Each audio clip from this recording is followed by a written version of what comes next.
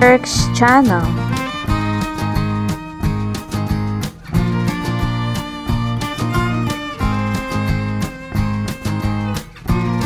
Watch and learn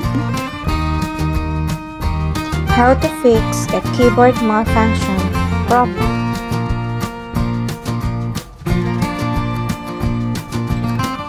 This keyboard tips is brought to you by Perx channel. Please subscribe. First, restart your computer. Clean your keyboard.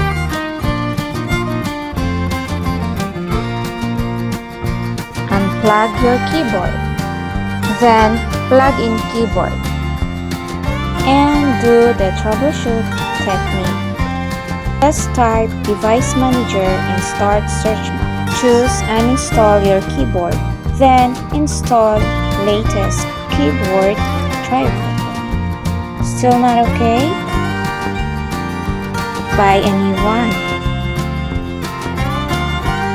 Invest in quality keyboard. Thank you for watching Perx channel.